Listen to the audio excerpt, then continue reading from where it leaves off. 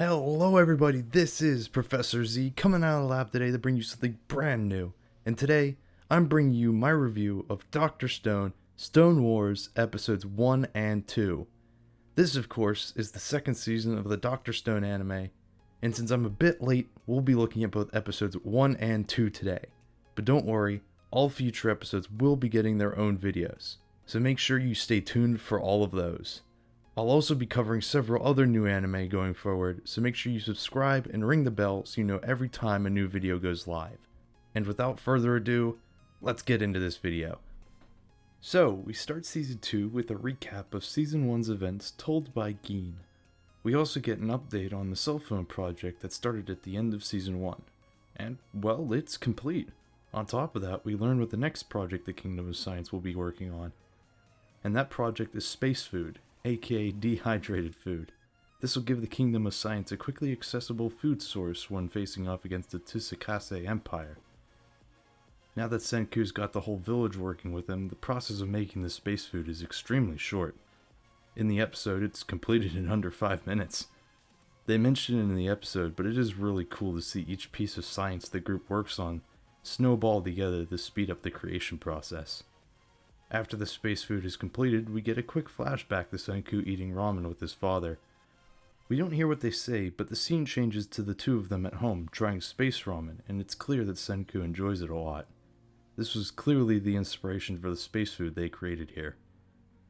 Cutting back to the current time, and we get a moment between Senku and Ruri, where Ruri asks Senku if it's possible to avoid the future bloodshed. Senku explains that their goal isn't to kill their enemies, but to instead to capture the cave that contains the revival fluid, and that getting the cell phone to Taiju and Yugariya would help them accomplish a bloodless siege. There's then a quick moment where the group listens to the record of Lillian's song they crafted in Season 1.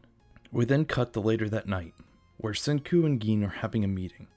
Gin has a plan to manipulate the Tsukase troops by using his acting skills to imitate the deceased Lillian, which gives us this disturbing moment.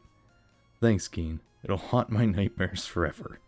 So, since Tsukase's empire is built on Tsukase's image, by imitating Lillian, someone even more popular than him, it's possible to fool the members of his group into turning on him. Specifically, since the audio quality is poor on the phone, it would be hard to tell that it's Gin's impersonation. Combine that with a record of Lillian's song, then it would be hard to deny. This, of course, isn't a long-time solution, considering the fact that people would figure out they were lying sooner or later, but for the time being, the goal is to capture Tsukase without shedding any blood.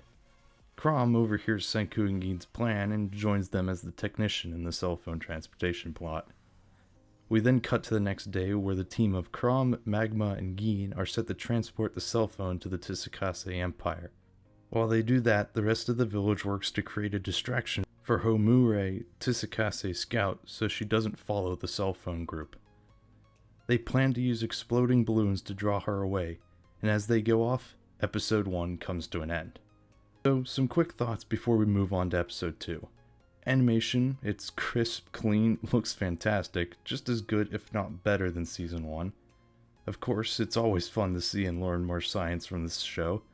It's unlike any other shonen anime, at least any I've seen. And finally, I gotta say, this is a great episode 1. It does everything right. It carries on the story, where it left off, and gets you hyped for things to come. Now, on to episode 2.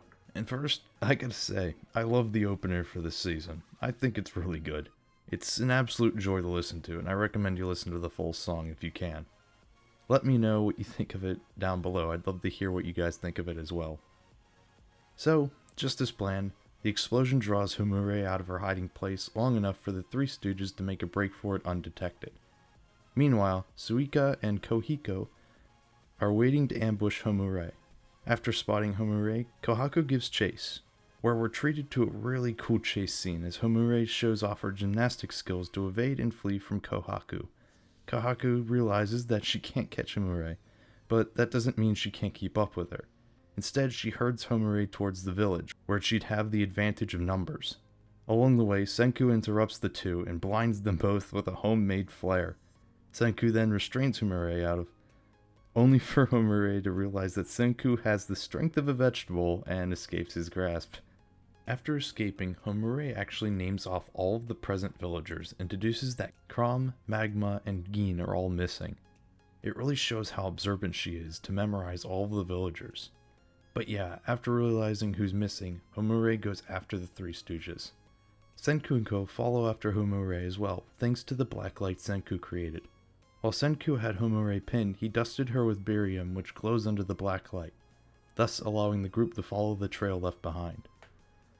Meanwhile, both the Three Stooges and Senku's group keep in contact via Morse code over the cell phones to create a pincer maneuver to capture Homure.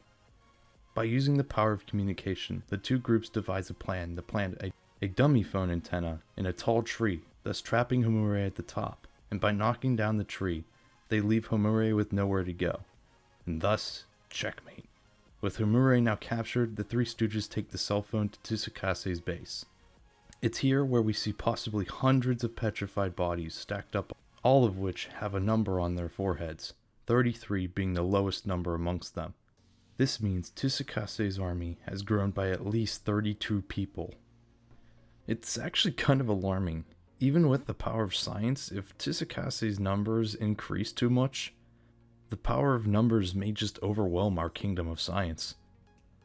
We then have a quick moment where Magma decides that it's better to just destroy the statues first before they can be revived.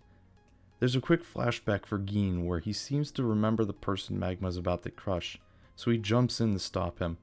Gin believes that if they were to just start destroying innocent people, they'd be no better than Tsukakase, which is the whole reason they need to stop him in the first place. The Stooges then prepare to construct the cell phone, and at what better place than at Senku's grave, a place where none of Tsukakase's men care about, and a place only visited by Taiju and Yuzuriya. The group quickly sets things up, and are almost discovered after Magma literally shatters a boulder with an axe. One of the members of Tsukakase's troops overhears them, since his hearing seems to be abnormally strong, but the Three Stooges escape, and then we cut to the next morning. We see Taiju and Yuzuriya arrive at the grave. We don't get an exact timeline, but within what looks like a short period of time, they find the place where the cell phone is buried, and Taiju literally pulls it out with one hand. I find this moment absolutely hysterical. It's just completely unexpected, but is in line with Taiju's character as a meathead, I suppose. Well, we end on a heartwarming moment though, between Senku and Taiju as they speak to each other for the first time in months over the phone. So, that's the end of episode 2. We are quickly approaching the first battle of the Stone Wars. The cell phone is complete, but will it be enough? Only time will tell. Thank you all so much for watching. I hope you enjoyed the video, and I hope you're just as excited as I am for more Dr. Stone in the future. Make sure you subscribe and ring the bell so you're here for everything going forward. And with that, this has been Professor Z, and I'll see you all next time.